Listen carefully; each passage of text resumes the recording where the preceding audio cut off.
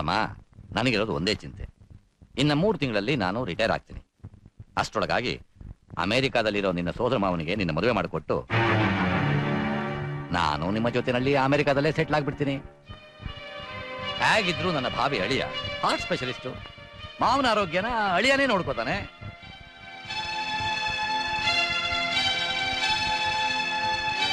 ಹೇಮಾ, ಏನ್ ಡ್ಯಾಡಿ? ಕೂತ್ಕೋ.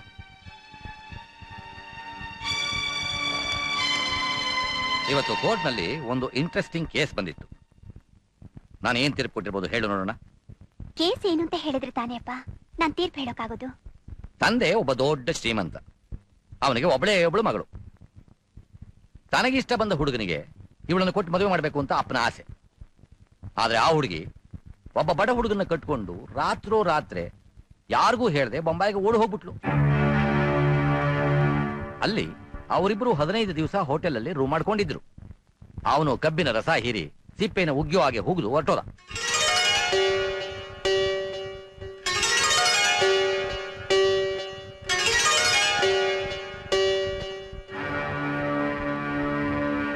ಪಾಪ ಅಪ್ಪ ಕಷ್ಟಪಟ್ಟು ಮಗಳನ್ನ ಹುಡುಕಿ ಊರಿಗೆ ಕರ್ಕೊಂಡು ಬಂದು ಆ ಹುಡುಗನ ಮೇಲೆ ಕಂಪ್ಲೇಂಟ್ ಕೊಟ್ಟ.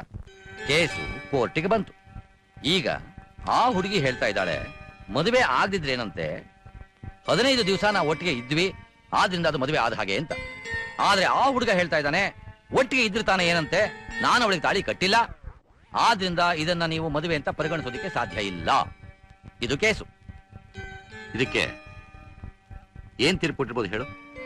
ಅಪ್ಪ, ನಾನು ನಿನ್ನ ಮಗಳು. ನಿನ್ನ ಗುಣ ಏನು ಅಂತ ನನಗ್ ಗೊತ್ತಿಲ್ವಾ? ಅವರಿಬ್ರು ಮದುವೆ ಮಾಡ್ಕೊಂಡು ಸಂಸಾರ ನಡೆಸಬೇಕು ಅಂತ ತೀರ್ಪು ಕೊಟ್ಟಿರ್ತೀಯ. ಇಲ್ಲಮ್ಮ, ಈ ಕೇಸ್ನಲ್ಲಿ ನನ್ನ ತೀರ್ಪೇ ಬೇರೆ. ಹೆಣ್ಣು ತನ್ನ ಭವಿಷ್ಯವನ್ನು ತನ್ನ ಕೈಗೆ ತಗೊಳ್ಳೋದಿಕ್ಕೆ ಯಾವತ್ತೂ ಸ್ವತಂತ್ರಳಲ್ಲ.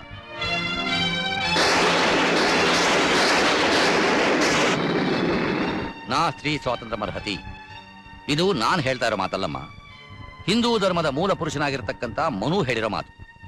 ಹೆಣ್ಣಾದವಳು ಮದುವೆಗೆ ಮುಂಚೆ ತಂದೆಯ ಅಧೀನದಲ್ಲಿ, ಮದುವೆಯಾದ ಮೇಲೆ ಗಂಡನ ಅಧೀನದಲ್ಲಿ, ವೃದ್ಧಾಪ್ಯದಲ್ಲಿ ಮಕ್ಕಳ ಅಧೀನದಲ್ಲಿರಬೇಕು ಅಂತ. ಅಂದ ಮೇಲೆ ಅವಳ ಕೇಸ್ನಲ್ಲಿ ಇದು ಹಿರಿಯರು ನಿರ್ಧಾರ ಮಾಡಿ ಸಂಬಂಧ ಅಲ್ಲ. ಪತಿ ತುಳಿದ ಮೇಲೆ ಅವಳ ಸಂಪೂರ್ಣ ಜವಾಬ್ದಾರಿ ಗಂಡಸಿಂದು. ಅದುವರೆಗೂ ಅವರೇನೇ ಮಾಡಿರಲಿ, ಅದು ಮದುವೆನೇ ಅಲ್ಲ.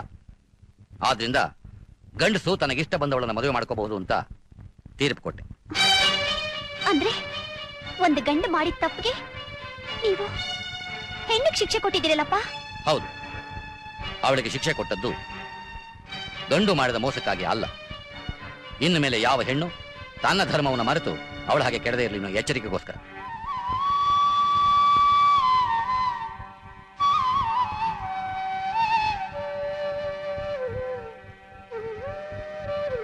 ಹಿಂದೂ ಧರ್ಮದ ಪ್ರಕಾರ ಹೆಣ್ಣಿನ ಕುತ್ತಿಗೆ ತಾಳಿ ಕಟ್ಟಿ ಸಪ್ತಪದಿ ತುಳಿದ ಮೇಲೆ ಅವಳ ಸಂಪೂರ್ಣ ಜವಾಬ್ದಾರಿ ಗಂಡಸಿಂದು.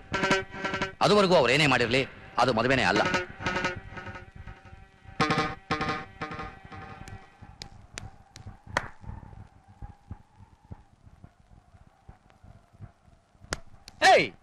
ಸೀಮಾ, ಯಾಕೊಂತ ಡಲ್ ಆಗಿದ್ಯಾ? ನೋಡು, ನೀನು ಸಿಪಾಯಿಗೆ ಹೆಂಡತಿ ಆಗೋಳು. ಡಲ್ ಆಗಿದ್ರೆ it's a shame to a soldier. Come on, get up. Raja, ನಾವು ತಪ್ಪು ಮಾಡ್ಬಿಟ್ವಿ ಅನ್ಸುತ್ತೆ. ತಪ್ಪು? ನಾವು ತಪ್ಪು ಮಾಡಿದೀವಾ? ಸೀಮಾ, ಏನ್ ಹೇಳ್ತಾ ಇದ್ದೀನಿ ನೀನು? ರಾಜ, ಒಂದು ಹೆಣ್ಣಿಗೆ ತಾಳಿನೇ ಆಧಾರ ಅಂತಾರೆ. ಅದನ್ನು ಕಟ್ಟಿಸ್ಕೊಳ್ದೆ ನಾವಿಬ್ರು ಒಂದಾಗ್ಬಿಟ್ವಲ್ಲ ಅಂತ. ಅಂದ್ರೆ ನನ್ ಮೇಲೆ ನಂಬಿಕೆ ಇಲ್ವಾ? ಇದು ನಂಬಿಕೆ ಪ್ರಶ್ನೆ ಅಲ್ಲ ರಾಜ. ನೀವಿರೋದು ಕಾಶ್ಮೀರ್ ಬಾರ್ಡರ್ ಅಲ್ಲಿ.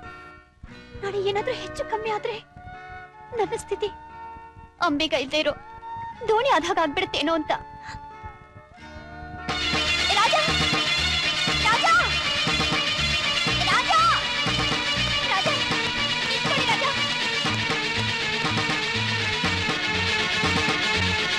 ರಾಜ, ನಿಂತ್ಕೊಳ್ಳಿ ರಾಜ.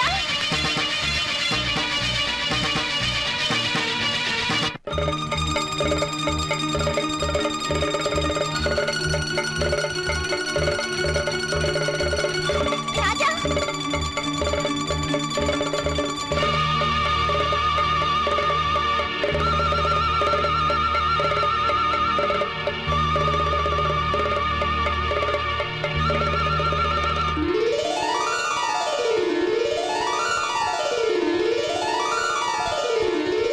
ನಿಮ್ಗೇನಾದ್ರು ನಂಬಿಕೆ ಬಂತ? ನಮ್ಮಿ ಮದುವೆಗೆ ಆ ತಾಯಿನ ಸಾಕ್ಷಿ.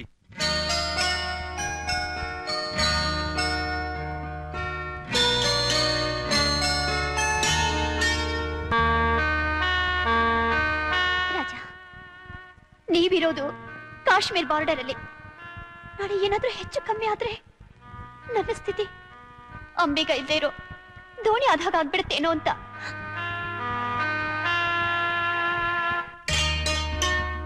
ಹೌದು, ಸೀಮಾ ಹೇಳಿದ್ದು ನಿಜಾನೇ. ನಾಳೆ ನಾನು ಬಾರ್ಡರ್ ಹೋಗೋನು. ಸೀಮಾ ಕುತ್ತಿಗೆಗೆ ನಾನ್ ತಾಳಿ ಕಟ್ಟಿದ್ದಕ್ಕೆ ಆ ದೇವ್ರು ಬಿಟ್ರೆ ಬೇರೆ ಯಾರು ಸಾಕ್ಷಿ ಇಲ್ಲ. ನಾನು ಈಗಲೇ ಹೋಗಿ ಈ ವಿಷಯನ ಅವ್ರ ತಂದೆ ತಿಳಿಸ್ತೀನಿ.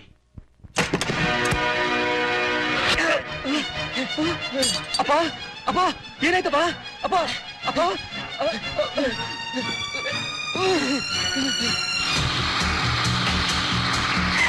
ನಿಲ್ಸಿ. ಏನಾಯ್ತಪ್ಪ? ಸರ್, ನಮ್ ತಂದೆಯವ್ರು ಯಾರು ಚೂರಿ ಹಾಕಿದ್ದಾರೆ. ಆಸ್ಪತ್ರೆ ಹೋಗ್ಬೇಕಂದ್ರೆ ಯಾರು ಸಹಾಯ ಮಾಡ್ತಾ ಇಲ್ಲ. ದಯವಿಟ್ಟು ತಾವಾಗ ಸಹಾಯ ಮಾಡಿ. ಛೇ ಛೇ ಛೇ ಛೇ ಛೇ ಛೇ, ಈಗಿನ ಕಾಲ್ ಜನರೇ ಇಷ್ಟು. ಯಾರಾದ್ರೂ ಆಕ್ಸಿಡೆಂಟ್ ಆಗಿ ಸಾಯ್ತಾ ಇದ್ದಾರೆ ಅಂದ್ರೆ ಮುಟ್ಟೋದಿಲ್ಲ. ಯಾಕೆಂದ್ರೆ ಪೊಲೀಸು ಕಾನೂನು ಅಂತ ಹೆದರ್ಕೊಳ್ತಾರೆ. ಆದ್ರೆ MLA ಸೇಂದಿ ರುದ್ರಯ್ಯ ಹಾಗಲ್ಲ. ಬಡವರ ಬಂಧು, ದೀನದೈತರ ಬಂಧು, ಕಾರ್ಮಿಕ ಬಂಧು, ಹೆಣ್ಣು ಮಕ್ಕಳ ಬಂಧು, ಜನಗಳ ಸೇವೆಯೇ ಜನಾರ್ದನ ಸೇವೆ ಅಂತ ತಿಳ್ಕೊಂಡು 10 ವರ್ಷದಿಂದ ಅವಿರೋಧವಾಗಿ ಆಯ್ಕೆಯಾಗಿ ನನ್ನ ಕುರ್ಚಿನ ಭದ್ರಪಡಿಸ್ಕೊಂಡ್ರು ನಾನು. ಈ ಸೇಂದಿ ರುದ್ರಯ್ಯ MLA ಆಗಿರೋವರೆಗೂ ನಿಮ್ಮಂಥವ್ರಿಗೆ ರಕ್ಷಣೆ ಕೊಡುವುದೇ ನನ್ನ ಆದ್ಯ ಕರ್ತವ್ಯ.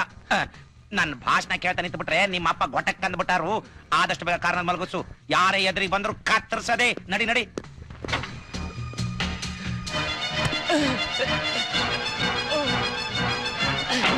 ಬೇಗ ನಡಿಯಪ್ಪ.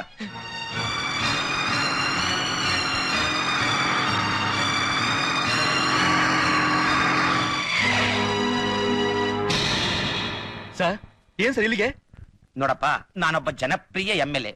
ಯಾವ್ದಕ್ಕೂ ಒಂದು ಕಂಪ್ಲೇಂಟ್ ಕೊಟ್ಟು ಹೋಗೋದು ಒಳ್ಳೇದು. ಓಹೋ, MLA ಸಾಹೇಬ್ರು ಬರ್ಬೇಕು. ಅಲ್ಲ, ಒಂದ್ ಫೋನ್ ಮಾಡಿದಿದ್ರೆ ಎದ್ದು ಬಿದ್ದು ಮನೆಗೆ ಬಂದ್ಬಿಡ್ತಿದ್ದೆ. ಕೂತ್ಕೊಳ್ಳಿ. ಕುಂದ್ರದು ನಿಂದ್ರದು ಆಮೇಲೆ. ಮೊದಲು ಇವನ ಒಳಗ್ ತಳ್ಳಿ.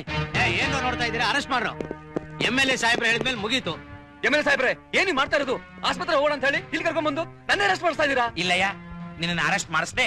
ವಿಧಾನಸೌಧದಲ್ಲಿ ಮುಖ್ಯಮಂತ್ರಿ ಕುರ್ಚಿ ಮೇಲೆ ನಿನ್ನನ್ನು ಕುಂದ್ರಿಸಿ ಹಾರ ಹಾಕಿ ಜೈ ಜೈಕಾರ ಮಾಡ್ತಾರೆ. ಇನ್ಸ್ಪೆಕ್ಟ್ರೆ, ಇವ್ರ ಅಪ್ಪನ್ನೇ ಕತ್ತರಿಸಿದಾನೆ. ಅದೇನೇ ಹೇಳ್ತಾರಲ್ಲ, ಆಫ್ ಮಾಡ್ರು. ಅದನ್ನ ಮಾಡಿ ಏನು ಗೊತ್ತಿಲ್ಲದ ಹಾಗೆ ಬಾಡಿನ ಆಸ್ಪತ್ರೆ ಸಾಗಿಸೋದಕ್ಕೆ ಶುರು ಮಾಡಿದ್ದ. ನಾವೇನೋ ನಿಯತ್ತಿನ ರಾಜಕಾರಣಿಗಳು ಜನಗಳ ಪ್ರೀತಿ ವಿಶ್ವಾಸ ಗಳಿಸಿ ಆರ್ಸ್ ಬಂದವರು. ಜನಗಳಿಗೆ ಅನ್ಯಾಯ ಆಗ್ಬಾರ್ದು, ಮೋಸ ಆಗ್ಬಾರ್ದು ಅನ್ನೋದೇ ನನ್ನ ಧ್ಯೇಯ. ಇನ್ಸ್ಪೆಕ್ಟ್ರೆ, MLA ಹೇಳ್ತಾ ಇರೋದೆಲ್ಲ ಸುಳ್ಳು. ನಾನ್ ನಮ್ ತಂದೆ ಕೊಲೆ ಮಾಡಿಲ್ಲ. ನಾನು ನಿರಪರಾಧಿ. ನಿಜಪ್ಪ, ರಾಜ ಖಂಡಿತ ಈ ಕೊಲೆ ಮಾಡಿರಲ್ಲ. ತಂದೆನೇ ಕೊಲೆ ಮಾಡುವಷ್ಟು ಕಟ್ಕ ಅಲ್ಲಪ್ಪ ಅವರು. ನಾನು ನಂಬ್ತಿರ್ಲಿಲ್ಲಮ್ಮ. MLA ರುದ್ರಯ್ಯನವರೇ ಈ ಕೊಲೆಗೆ ಸಾಕ್ಷಿ ಅಂದ ಮೇಲೆ ನಂಬಲೇಬೇಕಾಗಿದೆ. ರುದ್ರಯ್ಯನವ್ರು ನಿಜಾನೇ ಹೇಳ್ತಿದ್ದಾರೆ ಅಂತ ಹೇಗಪ್ಪ ನಂಬಕ್ಕಾಗತ್ತೆ? MLA ರುದ್ರಯ್ಯನವರು ಅಂದ್ರೆ ದೇವರಂತ ಮನುಷ್ಯ. ರಾಜಕೀಯದಲ್ಲಿ ಅವರಿಗಿರೋ ಗೌರವ ಅಷ್ಟಿಷ್ಟಲ್ಲ. ಕಳೆದ 10 ವರ್ಷಗಳಿಂದ ಅವರು ಅವಿರೋಧವಾಗಿ ಆಯ್ಕೆಯಾಗಿ ಬರ್ತಾ ಇದ್ದಾರೆ. ಜನಪ್ರಿಯ ನಾಯಕ ಅನ್ಸ್ಕೊಂಡಿದ್ದಾರೆ. ಅವ್ರ ಮಾತನ್ನ ಸುಳ್ಳು ಅಂದ್ರೆ ಜನ ನಂಬ್ತಾರೇನಮ್ಮ? ಯಾರ್ ನಂಬದ್ರೇನು ಬಿಟ್ರೇನು, ನಾನು ಮಾತ್ರ ಖಂಡಿತ ನಂಬ್ತೀನಪ್ಪ. ಈ ಮಿಡ್ಲ್ ಕ್ಲಾಸ್ ಮೆಂಟಾಲಿಟಿ ನಿನಗೆ ಗೊತ್ತಾಗಲ್ಲಮ್ಮ. ರಾಜನ ತಂದೆ ತನ್ನ ಹೆಂಡತಿ ಸತ್ತ ಮೇಲೆ ಇನ್ನೊಬ್ಬಳ ಜೊತೆ ಗುಟ್ಟಾಗಿ ಸಂಸಾರ ಮಾಡ್ತಿದ್ದಂತೆ. ಇದು ರಾಜನಿಗೆ ಗೊತ್ತಾಗಿ ತಂದೆಗೂ ಮಗನಿಗೂ ಮನಸ್ತಾಪ ಬೆಳೆದು ರಾಜನೇ ತನ್ನ ತಂದೆನ ಕೊಲೆ ಮಾಡಿದಾನೆ ಅಂತ ಜನ ಮಾತಾಡ್ಕೋತಿದ್ದಾರೆ.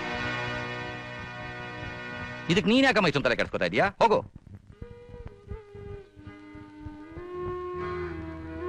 ತಲೆ ಕೆಡಿಸ್ಕೊಳ್ಳೇಬೇಕಪ್ಪ. ನಿಮ್ ಮಗಳ ಕುಂಕುಮ ಹೊಡಿಬೇಕಾದ್ರೆ ರಾಜ ನಿರಪರಾಧಿ ಅಂತ ನೀವು ನಿರೂಪಿಸ್ಲೇಬೇಕಪ್ಪ. ಏನಮ್ಮ ನೀನ್ ಹೇಳ್ತಾ ಇರೋದು? ಹೌದಪ್ಪ, ರಾಜ ಈ ಅರಿಶಿನ ದಾರನ ತಾಳೆ ಅಂತ ನನಗೆ ಕಟ್ಟಿದ್ದಾರೆ.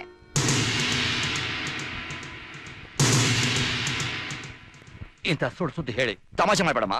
ಇದು ತಮಾಷೆ ಅಲ್ಲಪ್ಪ, 100ಕ್ಕೆ 100 ಸತ್ಯ. ನಾನು ರಾಜ ಚಿಕ್ಕ ವಯಸ್ಸಿನಿಂದ ಒಬ್ರನ್ನೊಬ್ರು ತುಂಬಾ ಪ್ರೀತಿಸ್ತಿದ್ವಿ.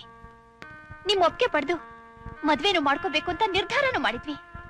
ಆದ್ರೆ ನೀವು ಹಾರ್ಟ್ ಪೇಷಂಟ್ ಅನ್ನೋ ಕಾರಣಕ್ಕೋಸ್ಕರ ಈ ವಿಷಯನ ಇದುವರೆಗೂ ಮುಚ್ಚಿಟ್ಟಿದ್ವಿ. ಪರಿಸ್ಥಿತಿ ಒತ್ತಡದಿಂದ ಈ ತಾಳಿನ ನಾನು ಕಟ್ಟಿಸ್ಕೊಳ್ಳೇಬೇಕಾಯ್ತಪ್ಪ. For more updates, like, comment, subscribe to our channel.